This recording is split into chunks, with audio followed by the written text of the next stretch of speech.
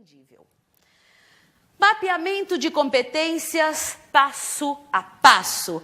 E agora nós vamos entrar no mapeamento de perfil de cargos e funções.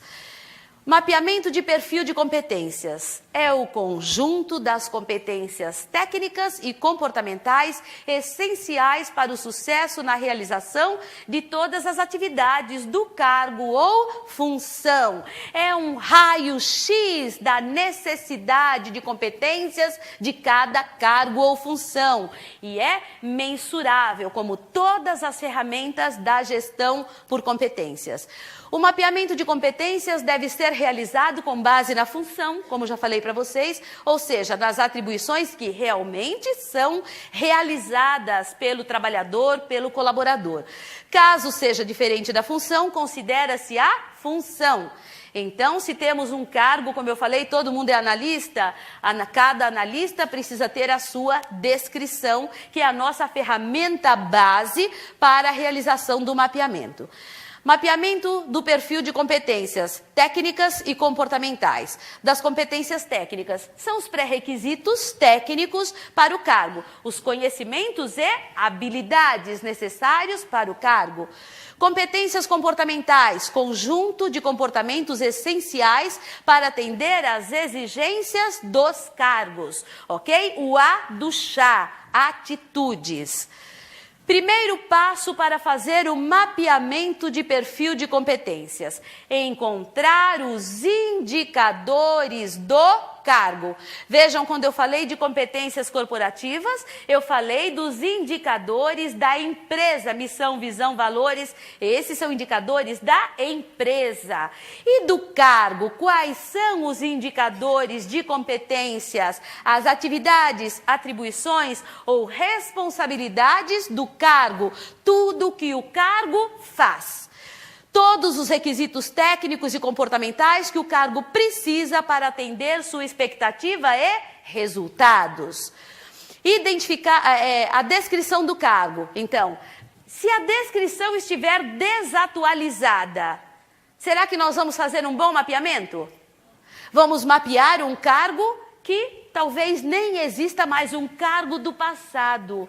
Precisamos dessas descrições corretas, completas e atualizadas. Muitas empresas entregam para os gestores e falam, coloca aí as atividades do cargo, mas eles não são treinados, eles não têm nenhuma técnica, alguns são muito econômicos e colocam lá 2, 3 atividades, outros são prolixos e enchem 2, 3 folhas de atividades, e aí não temos coerência no nosso modelo de ferramenta.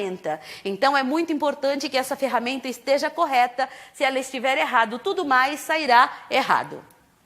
Segundo passo, extrair as competências dos indicadores. Então eu tenho lá um cargo, ok?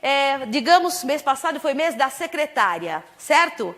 Eu tenho lá um cargo de secretária. Falem aí algumas atividades para a nossa secretária.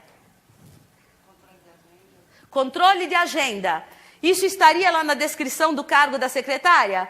Ela controla a agenda dos executivos? Que competências ela precisa para controlar a agenda dos executivos? Organização. Que mais? Só? Atenção? Gestão do tempo, ela agenda e desagenda. Muitas vezes, na última hora, ela desagenda alguma coisa que está agendado há meses. E quando ela desagenda, ela está interagindo com alguém. E esse alguém é um cliente. Satisfeito? Insatisfeito. E muitas vezes ela precisa de algumas competências para administrar esta situação desconfortável. Flexibilidade, ouvimos muito sobre isso hoje?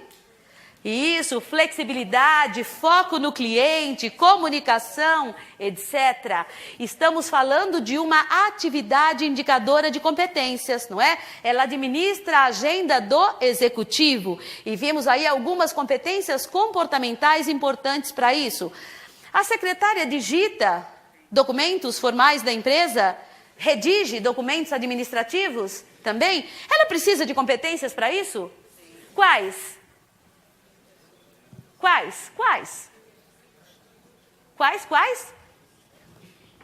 Velocidade. agilidade, não é isso? Agilidade, que mais? Se ela for desatenta, ela erra?